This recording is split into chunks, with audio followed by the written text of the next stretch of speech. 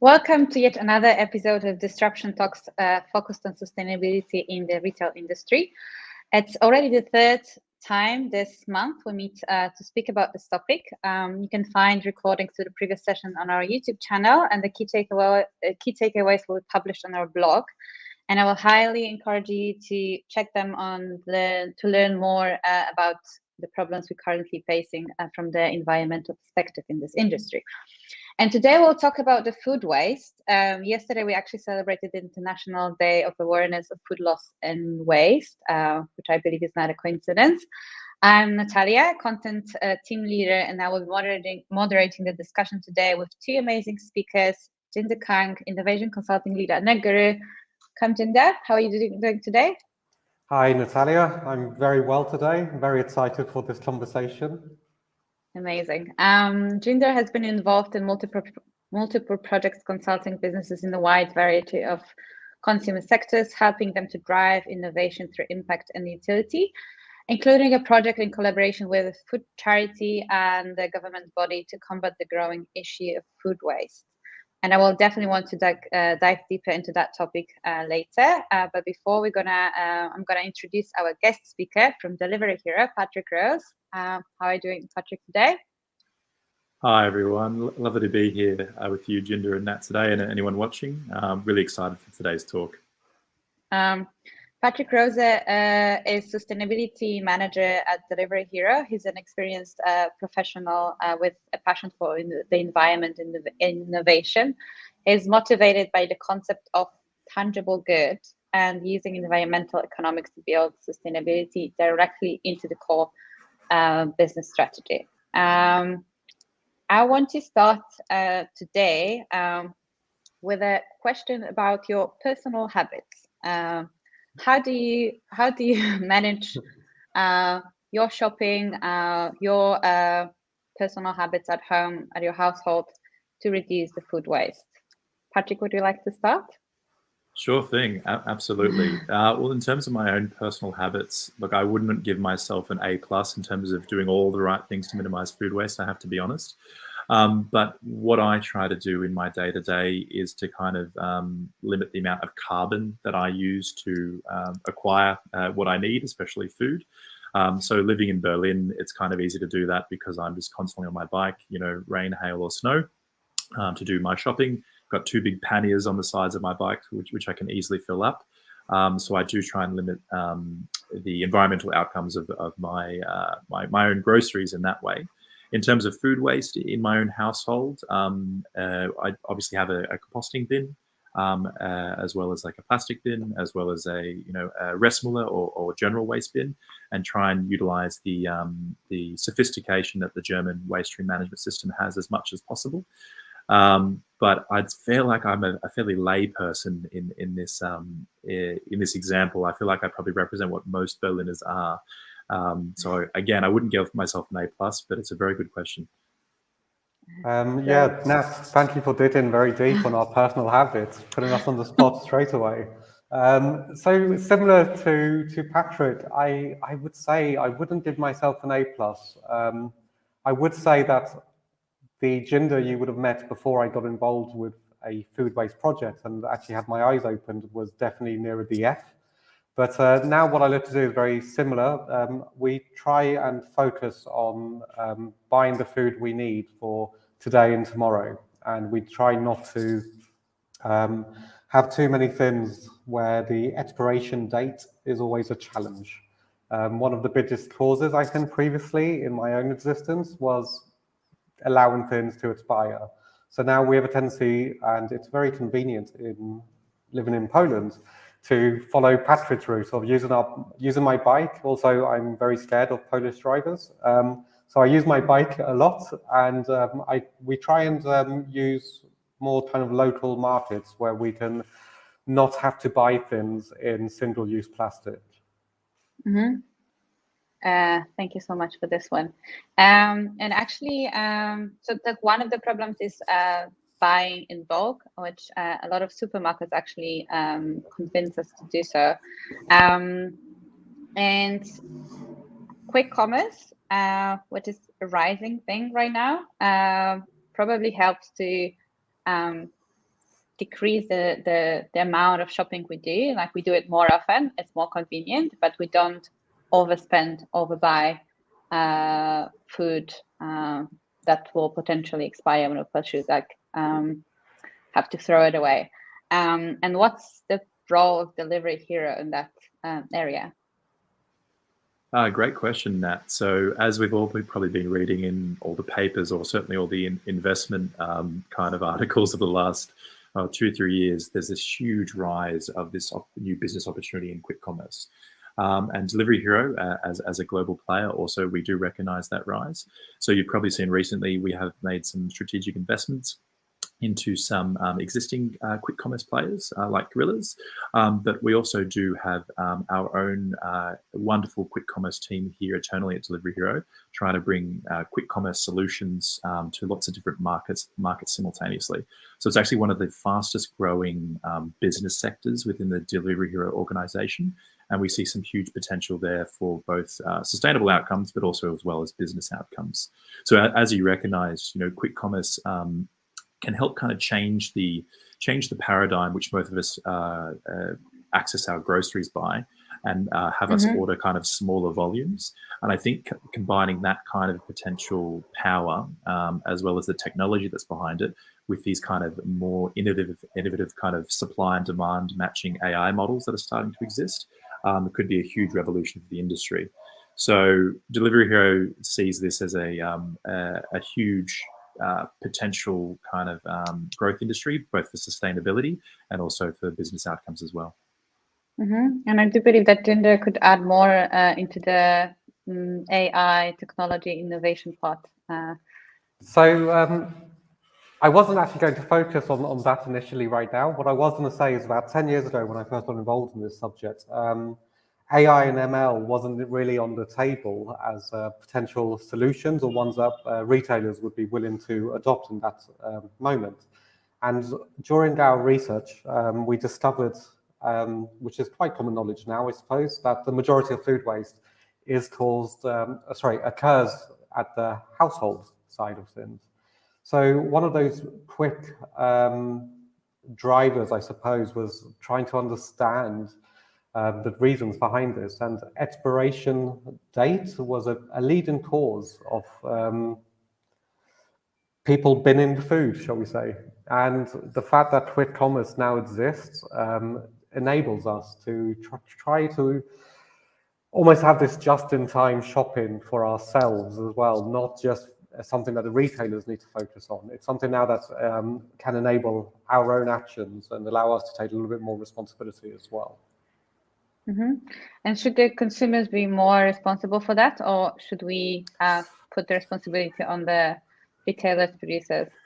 As I mentioned at the beginning, basically the retail industry is making us to buy more. There are a lot of discounts, promotions, buy 2 get 1 for 3, and so on. So it actually doesn't play into our advantage, because those kind of incentives make us buy more, and in a way that's why there's a lot of food being wasted in the households. A very good question. I'm trying to think if I can pass this over to Patrick straight away. No, I'll have an attempt, right? And to be honest, it's this idea of the collective. We need to think about everybody's role in this. It occurs across the entire kind of supply and value chains, from farming, processing, packaging, manufacturing, transportation, logistics. That's where the food loss kind of occurs. And then the food waste is restaurants, retailers themselves, and households. But I don't think the emphasis is on one or the other. I think there's a role of responsibility for all of those actors to take upon themselves in order to really move the needle in reducing food waste. And Patrick, do you have anything to add? Yeah, sure, absolutely. Jinder, I would mirror your comments. My thoughts here is it's an ecosystem, and there's different players in the ecosystem, and all of the players have to kind of move on this same agenda together. Obviously, some players inherently have more power than others, mass manufacturing food suppliers, or these aggregations that sometimes occur within within the farming industry. They obviously have a huge role to play, but also consumers have a role to play in terms of making informed and educated choices. And so in terms of what I see here is the potential that the kind of high technology solutions of quick commerce can bring to this space can act as a huge disruptive moving forward. So if you take a company like Delivery Hero, what do we do well? We're a technology company at our heart. And what our core business model, our traditional business model, is we've matched up consumers with restaurants and created new demand and new ways of those two kind of different segments interacting. Now, if we take the quick commerce model, which we're also investing in, we can bring our high technology solutions, our high amounts of data analytics, our algorithm, all this AI potential, inject that right in the middle of this new ecosystem and better match up the capacity and the demand between our consumers and the suppliers of the grocery goods. So the revolution that occurred in the kind of traditional food delivery industry, the way that you get your burger and chips these days, I see that kind of revolutionizing this space and having some huge advantages for food waste and food waste reduction overall. And just to add one final point, Nat, and I won't be asking you about your direct habits right now, but I think the reason that people look towards the retailers as being a big player in helping to reduce this problem is, unlike the other members of that kind of value chain, they actually have direct influence over every single facet of that. They are in communication with manufacturers, processors, farmers, and the consumer. So they could and possibly should be taking a leading role in this. But once again, going back to what Patrick and I were saying, it is very much an ecosystem that needs to be educated and enabled in order to reduce this. And when it comes to education, what can be done a little bit more to make the consumer more aware of their daily choices, habits? Well, to make people more aware of the importance of food waste overall, I think it's correct. These kind of big headline stealing facts, they're the things that we remember, and they're the things that will kind of change the paradigm moving forward for all those conversations in all parts of this value chain. So, some of those big facts, as I think as it was discussed a lot in the last couple of days, we've got 8 to 10% of the current carbon emissions in the world coming from food waste.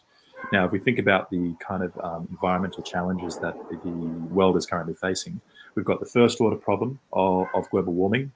The reason why we call it a first order problem is because all other problems kind of feed into that and make it worse. And then we've got second order problems like the global plastic pollution problem or the food waste problem. So if we can really address the food waste issue, we'll be having a huge effect on carbon emissions, 8 to 10% worldwide, which, as a matter of fact, if you take that as a country, it's actually the third largest country emitter after USA and China. So the potential here is absolutely huge. So I think it's really important for people to understand, just without putting too much of a negative spin on it, how dire the situation is here and how much we do need to kind of course correct in this space. So yeah, those big headline facts, I think that can really get into people's heads and be those earworms when they're having their shower in the morning, just thinking about whatever before they go to work to make big decisions around food waste. I think would be really helpful if we were a bit more aware of those kind of things in the headlines. 100% agree. Just to add my headline, because it stayed with me when I heard it, was the fact that I believe it's 53% approximately of supermarket waste is food waste.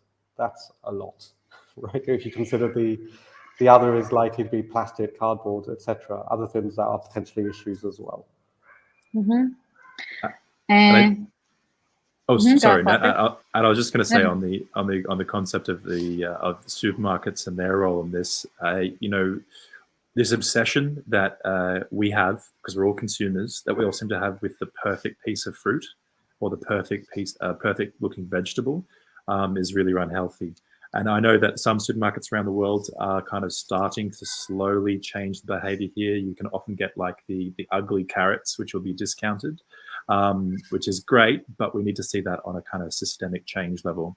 So this obsession over the aesthetics of an ingredient, I think we might need to unpack that a little bit and maybe move away from that obsession and actually look at how tasty that ingredient is instead as the key factor that we make our assessment and our buying choices on.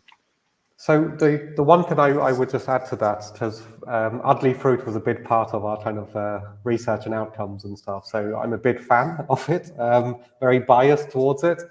But I was reading a report fairly recently that said in certain locations, ugly fruit had a detrimental effect on profitability, and therefore it's less likely to be stocked. I'm looking at one global market, the USA in particular, being a place where it was more difficult to sell ugly fruit than compared to, say, Europe. And as a result, the idea of ugly fruit therefore being used by restaurants, juice bars, etc., didn't really have that effect in regards to reducing food waste that you would hope it would have.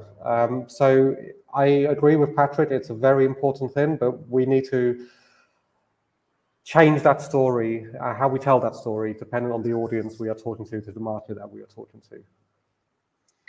And I also want to add another related to what Patrick said point that there's another thing that also makes us buy is the abundance. So if you have like one lonely banana sitting in the basket, it's probably not going to be sold because if it's the last one, it's probably there's something wrong with it. Whereas with add 20 bananas next to it, and probably 3/4, like 3/4, will be sold within an hour. So we had a term for that. It was called the last lettuce syndrome, right?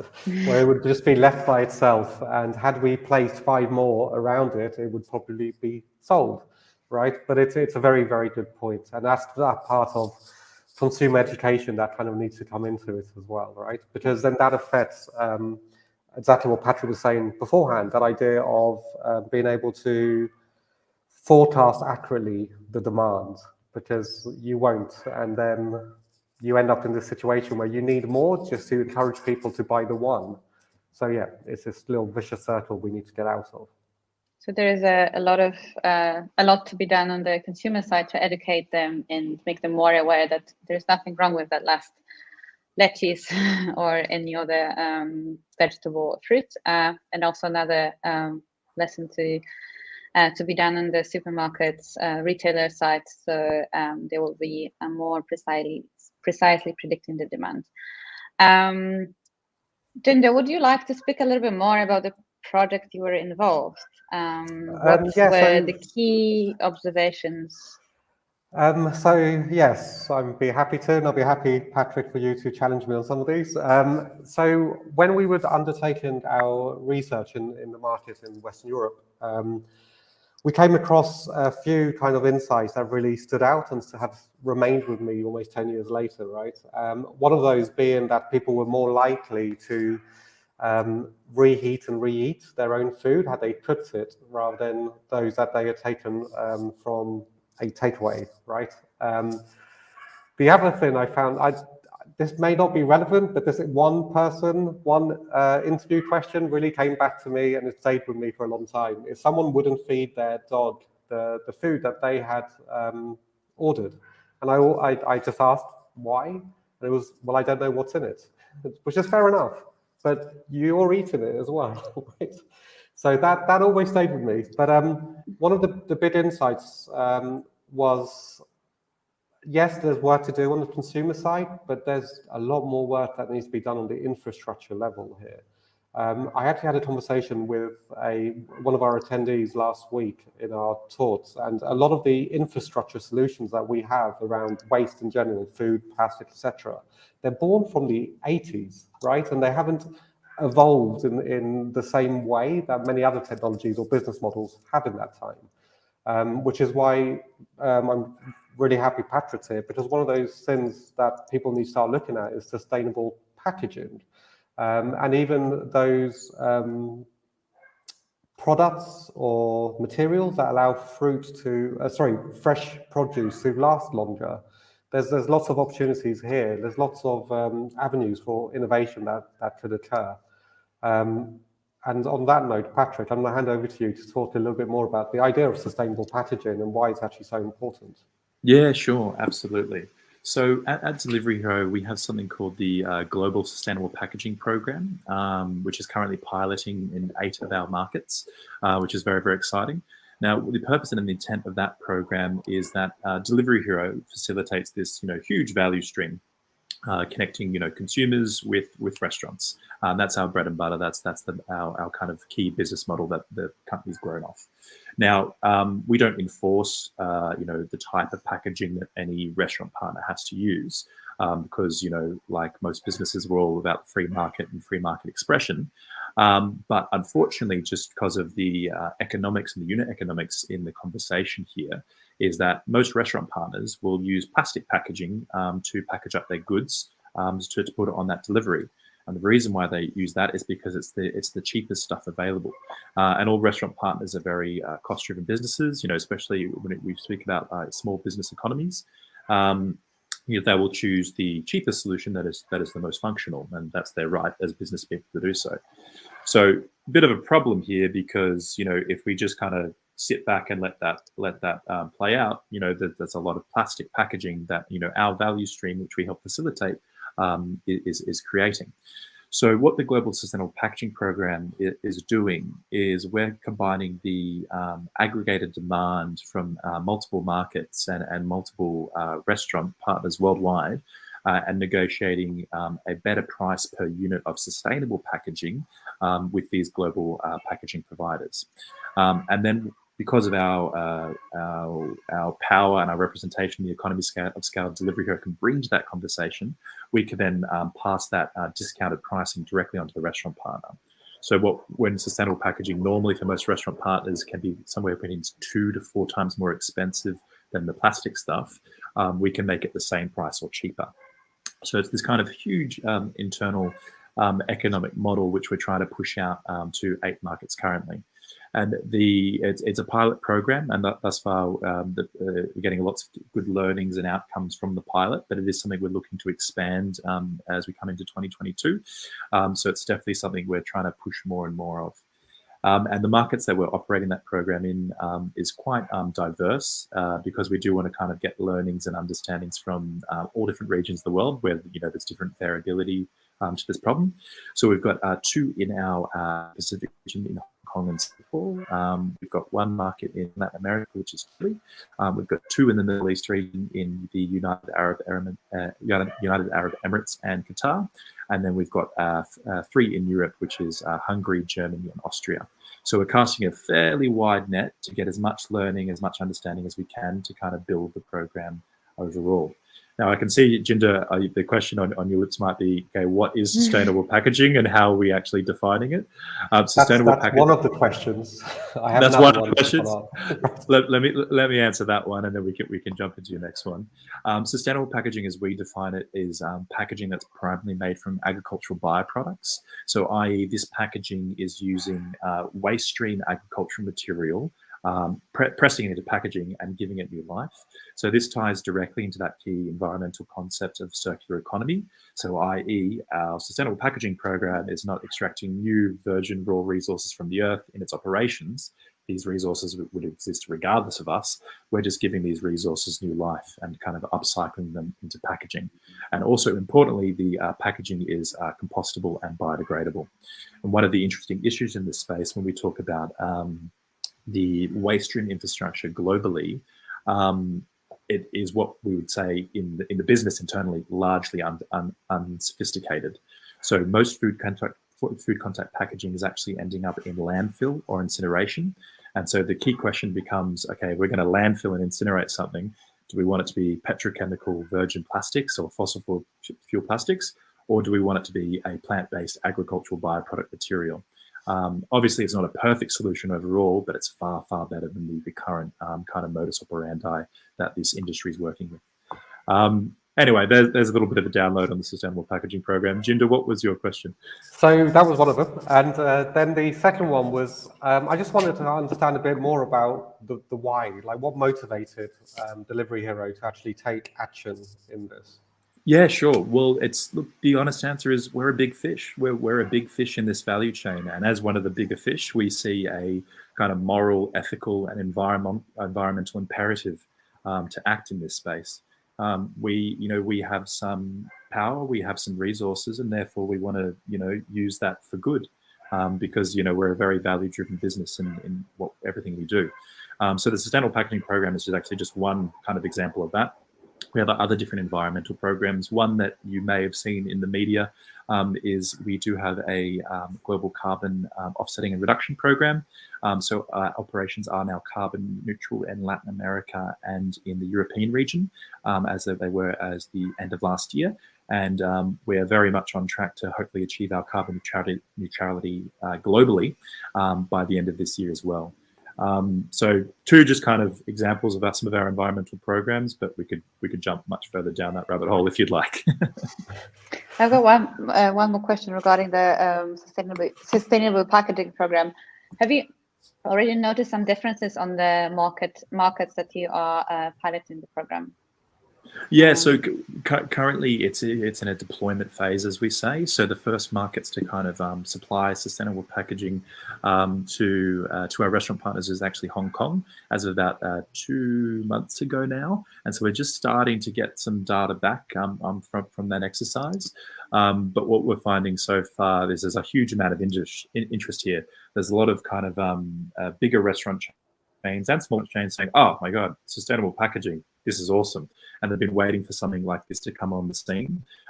So from the current data, it looks like we will be quite disruptive in our efforts because it is kind of reinventing the model that most people are operating by. That is amazing. And it actually shows us, takes us back to the beginning of the conversation, that we are all the part of the big ecosystem, and the big players have a lot of power to making the impact on the whole ecosystem. So this is great seeing that those efforts coming into reality. Let's focus maybe now. Just wanted to go back to the beginning of the whole supply chain, because there's food waste that happens at the very, very beginning when the food is being produced. Why it's still happening? It's a big question, right?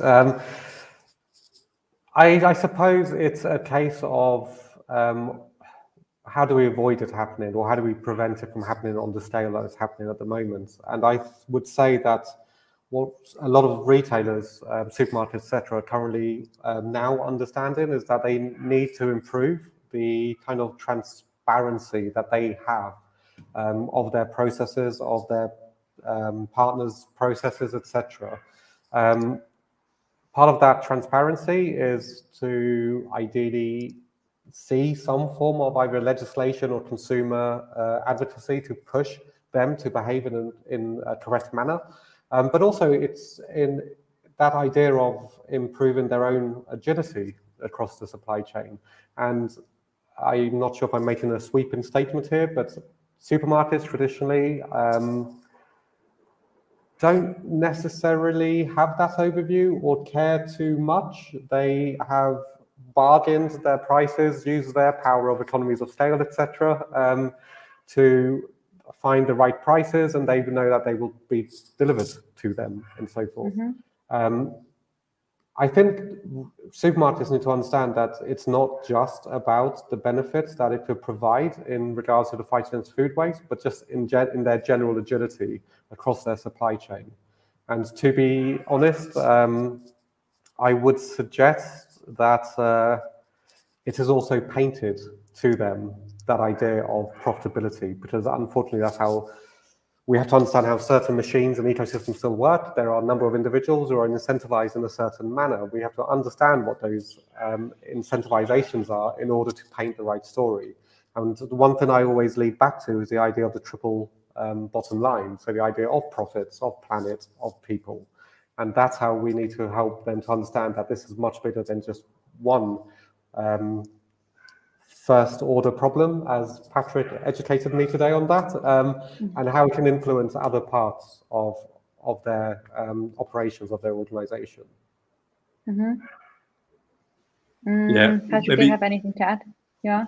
Just only a little bit, really. And basically, I think using the triple bottom line kind of assessment is a really good one. And ultimately, as a staunch environmentalist myself, I would love to see all companies on Earth use triple bottom line, 20 years from now as their main kind of measurement of success. Some do, some don't, but hopefully the overall space is moving towards that. But in terms of how do we position this, to take your example, Jinder, around like supermarkets, over the last kind of 30, 40 years, typically using their economies of scale to, generate the kind of business model that best suits them. If we can start speaking their language a little bit in terms of where we can save them money and, where we can save cost, then I think we'll have a better shot of solving the food waste problem systemically. Now, what I mean by that is if we really kind of angle the conversation around food waste at a business level to proper supply chain management and a new level of transparency of supply chain management, which these new technologies and these new business models like quick commerce are enabling. So if we can show them that, hey, if you have this level of transparency, you have this kind of flow within your supply chain management process, i.e. not stocking so many goods in your warehouse, doing less stocking, using kind of more intricate hub and spoke models where you don't have a huge amount of capacity building up somewhere, that stuff going bad and then having to rush that out, half price off. If we can actually look at capacity planning on a kind of global food waste scale, and using the best tenets of the most modern technologies when it comes to supply chain management and AI, I think that is the future that we want to generate, and that is the business conversation we want to have with some of these large players, because for them they will be incentivized to do so because it's also going to save them money. So just to switch the paradigm a bit when we talk about this from a business perspective, let's talk about supply chain management and let's talk about transparency and let's talk about cost savings, because that is the language that will translate in business circles. There's just two very quick things I would like to add. So I 100% agree with Patrick. And I think it's also in certain supermarkets in their operations is this digital shift that will need to occur, because there's still some that rely on game theory or the Hoof approach to forecasting, which are wonderful models, but very difficult to get right when it comes to that demand, what's the word I'm looking for, predictions that are needed, right? So the idea of maximizing profitability leads a lot of these types of supermarkets to let's just pack out the shelves with products, and then we just end up with waste. So we do need to see this kind of shift occur. And then the other thing is, exactly as Patrick said, this idea of increased transparency. We need it to a point where supermarkets aren't, or anyone involved in this, aren't thinking of it as a competitive advantage, but rather how to develop upon the work already done by others. So this idea of collective thinking to really drive home systemic change. And yeah, back over to you, Ms. Alia. What do you think we need legislation to help make the change in those companies, or the market will sort itself out? Some tough questions. I have an opinion, so I will use an example. And in the US, we've seen a lot of companies take a first step now in increasing the transparency, in fighting the food waste problem. Now, Natalia, you and I had a conversation a couple of weeks ago about the authenticity of retailers' actions in sustainability. And I would argue that I am a little bit apprehensive about the motivations here. And I think it can be to avoid legislation, because you are showing that you can self-regulate. Now, what France did back in 2016 was to introduce legislation that made it illegal for supermarkets to throw away edible food. This is the model I think that might be needed to kickstart systemic change. It was a brave move, but the problem is the power of some of these organizations in influencing, especially when they come together as a collective. It's less so to share information about sustainability and reducing food waste, but more to enhance their power in dealing with government institutions. Maybe from my side to add to that, I can't say I am an expert when it comes to the current regulatory systems on food waste, but I can probably use some examples that are in my experience of managing this global sustainable packaging program. So within that, when we talk about regulation, we talk about regulation on plastic packaging. And right now there's 127 different countries around the world basically creating legislation which is banning or minimizing single-use plastic packaging. And now my view on that is that is a good thing because we need to kind of take two approaches to systemic change. There's the carrot approach, which is where we incentivize the change, and there's also the stick approach, where we just set a bottom line and say, hey, this certain practice is not good enough and shouldn't be done anymore. So to translate that to the kind of the food waste regulatory space, again, I'm not an expert. I think I would encourage any kind of regulation that sets what would be a sensible bottom line of transparency and action in this space. And I think it is a journey. You've got to bring the ecosystem, or in this case, the giant business player, on that journey with you. So yes, let's put in place some regulations, but let's also have those kind of conversations and that business dialogue, create that carrot for them to kind of move together. So it's a combination of the two is what I'd advocate for.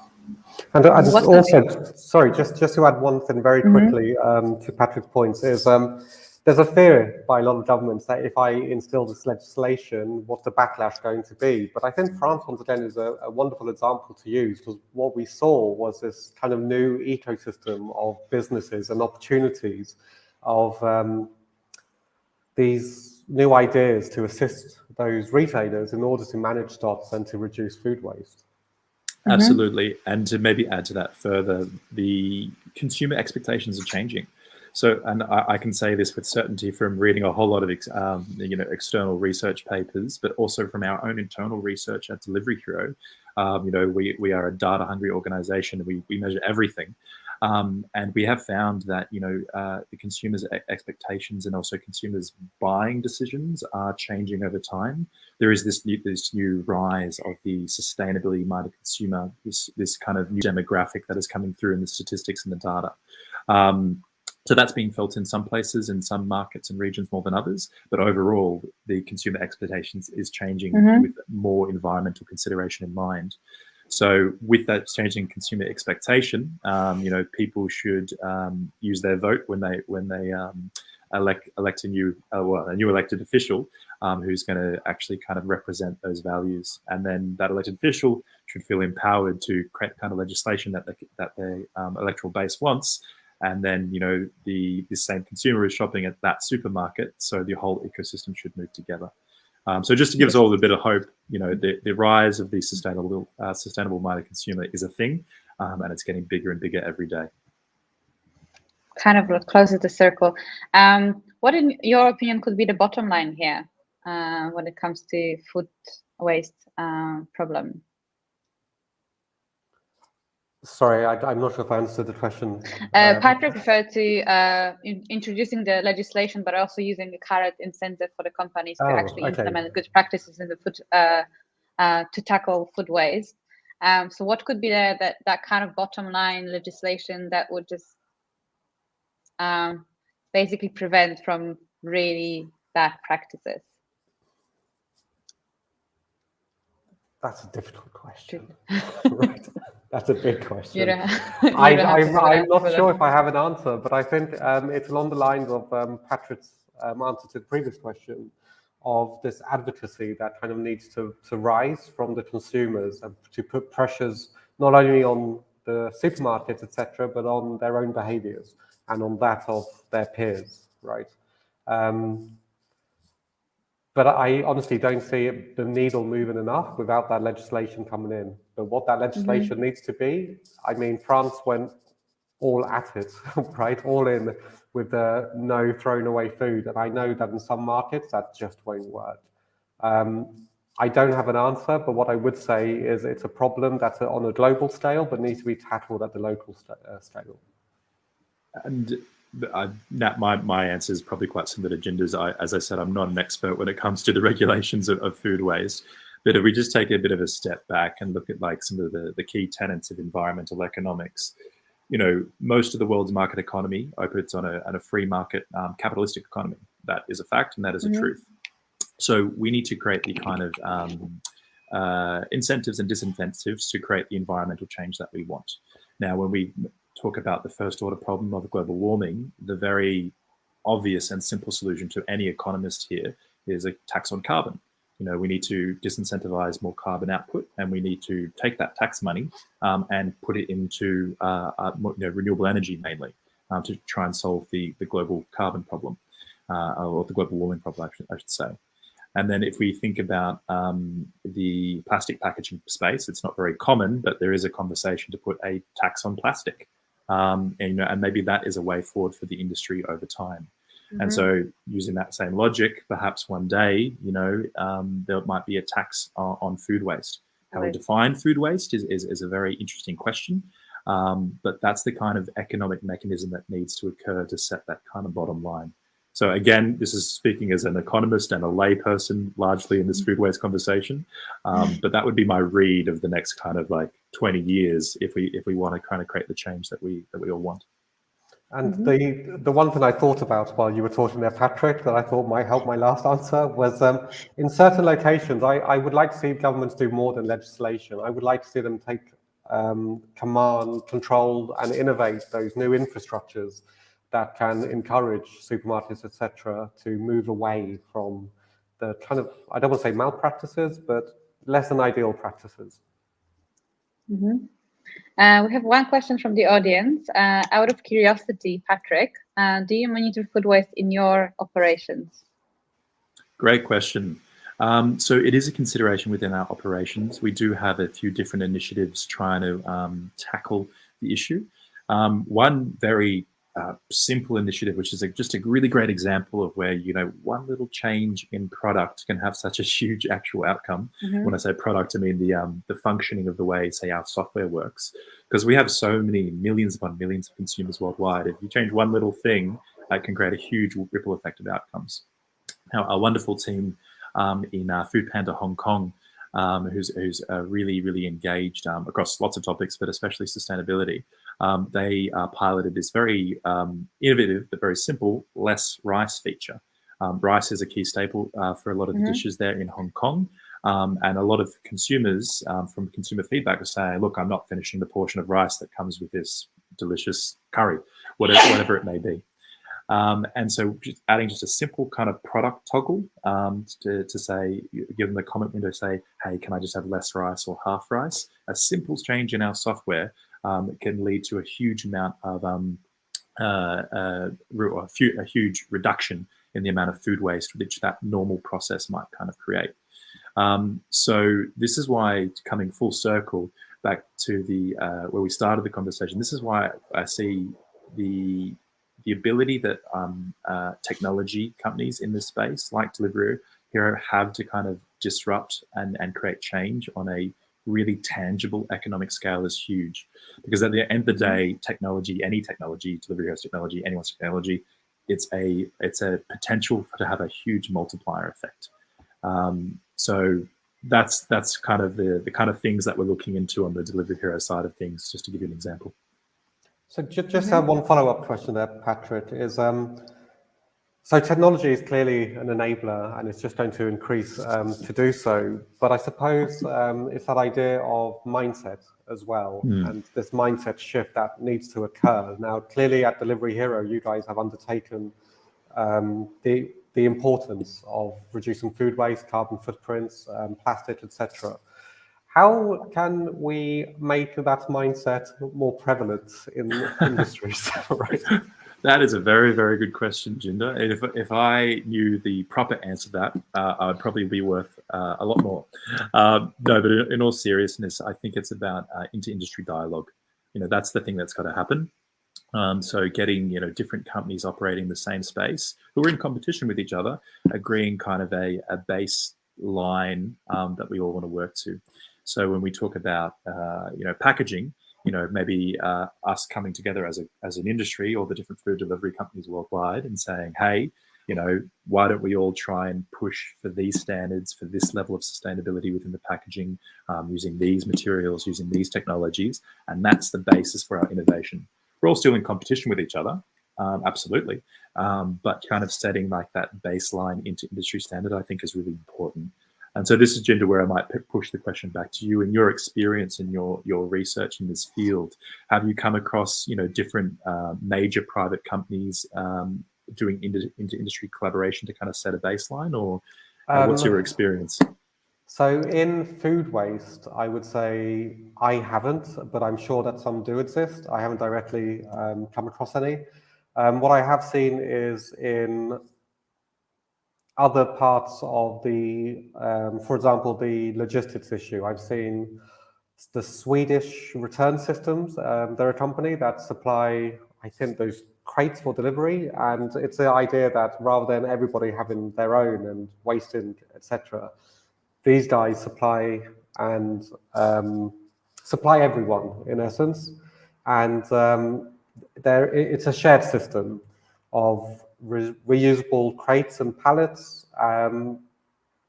for the wholesalers and retailers. But the idea is that isn't seen as a competitive advantage. I won't necessarily look to build it internally. Let's use this. And then also when we look at technology companies, I think the mobile phone companies are a good example of having a shared pool of knowledge, where one company has been accused of just taking and not giving, but no names. But it needs to move into that idea, right? That idea of better knowledge sharing, as you say, across the different actors in the industry, right?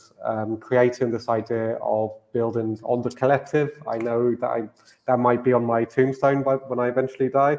But yeah, it's this idea of why is everyone trying to start from zero constantly? Other companies have taken it to a point. Let's continue from that point and put our resources here to move forward. As we are slowly running out of time, and I wanted to touch on another one more topic regarding the apps that are aimed to basically take the whole food waste, that the food that would probably end up in the bin and trash, and then sell it for a discount to the customer. One of these examples is Too Good To Go.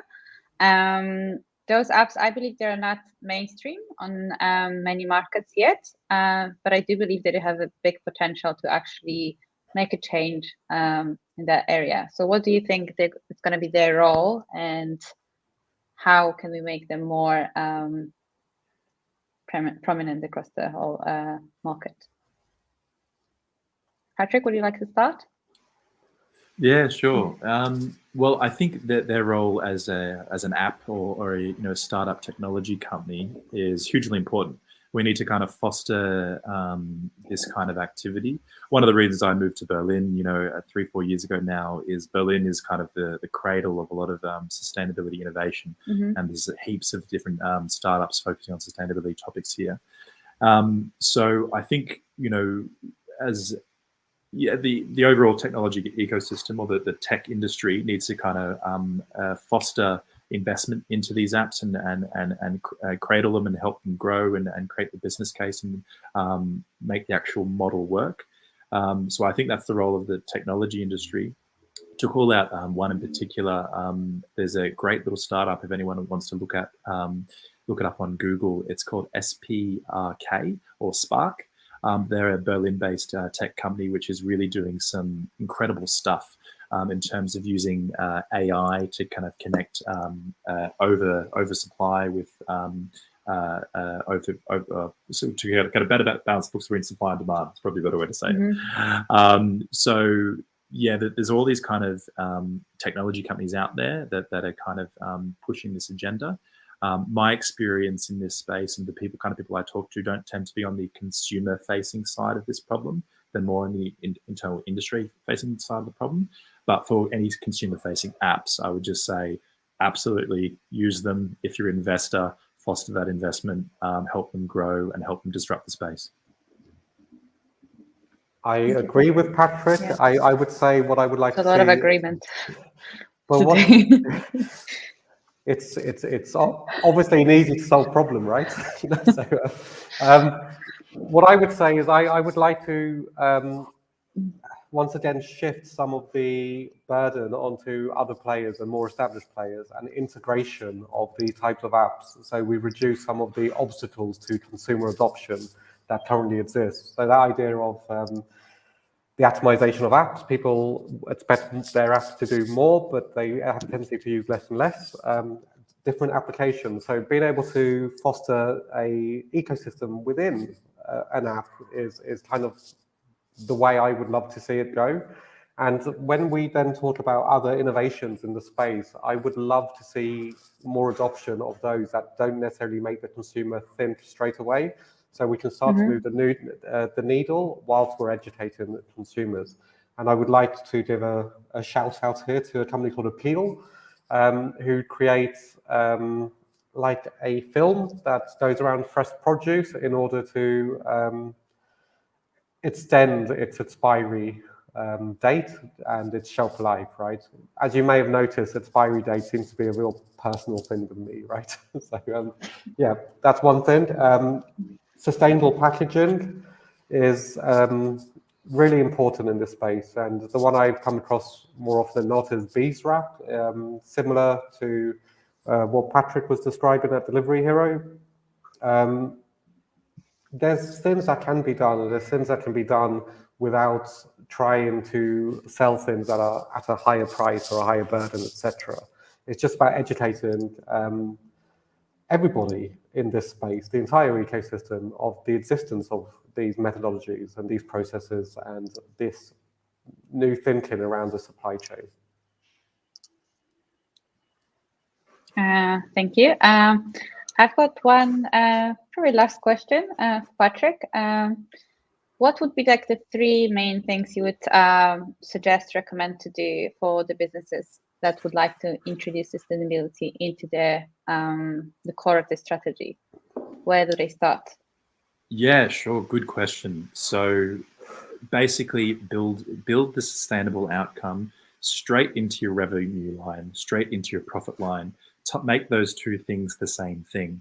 And there's a huge opportunity that a lot of businesses have at the moment because of this rise of the sustainable consumer that we discussed before. If you can show that you're building sustainable outcomes directly into your revenue line, more sustainable consumers will try and use you. So I always try to advocate, build the kind of business model that a climate denier would still use, because they still want the service or the product at the end of the day. So in my previous life, when I was back living in Australia, I helped to build the first carbon neutral delivery solution at the time, which is really focused on the kind of last mile logistics between business and consumer. So basically, that Amazon parcel, how are you getting that Amazon parcel? Making that process carbon neutral and using excess capacity in the backs of trucks and things to create a business. And then now it's grown to a greater rate of knots, and the company's called Sendle, very successful both in America and in Australia. And the key tenet there was build the environmental outcome directly into the core business offering. What did Sendle go out with? It said, hey, we're the first carbon neutral last mile delivery solution. Consumers loved it. The warehouses loved it. Delivery providers loved it. And that was the unique selling point. And that's how it grew. So build it directly into the revenue line, build it directly into the elevator pitch. It should be one of the first words that comes out of your mouth if you've only got 30 seconds with an angel investor in the elevator. Talk about how sustainability is directly tied to the revenue outcomes of what you're trying to push. Thank you. Thank you. Jinder, do you have anything to add? I can't disagree. I'm trying so hard to think of something, but I can't disagree. That's exactly how it needs to be done. It needs to be part of your core business model, part of your elevator pitch. I suppose the one disagreement I can fake right now is that idea of authenticity once again, and the idea of incumbents that currently exist. How do they pivot on that, right? That might be the one slight challenge for existing businesses is how are they actually portrayed? What do they realistically do to change that image? And it's through authentic actions, right? So I'm not saying that it's something that they shouldn't try and do. I'm saying it's something they need to double down on, if anything, right? Absolutely, and I think a good way to combat that problem, which is, I think what you're referring to there, Jinder, is greenwashing, is, by being really transparent in your kind of your business operations, showing what you're doing in your financial statement, your non-financial statement, all that reporting, be very, very visible, as well as, work with, globally respected NGOs like WWF, Greenpeace, whoever you can partner with who, to prove that you're doing the right thing. It can be really, really helpful. And then just hold yourself to account. I think that's really, really important. That the most important person to kind of audit a business is the leader of that business itself, and make sure you're comfortable with the environmental outcomes that your business is putting out into the world. Hopefully, they're positive ones. So my final word is I couldn't agree more, Patrick. There was a lot of agreement with today's conversation, but I'm super happy about. It was quite positive to see that the problem can be solved, but there's still a lot to be done. Thanks everyone for watching, but this is not the end of our series. We will meet in the same speakers next week, and Jinder and Patrick will be joining me for the discussion on how to reduce waste across the supply chain. Meeting same time, same place. Yeah, thank you so much for today. It was very insightful, and have a lovely rest of the afternoon. Thank you everyone for listening. Thanks. Bye. And thank you everyone. Natalia. No, Bye. thank you, Jinder. Thank you, Nat. Take care.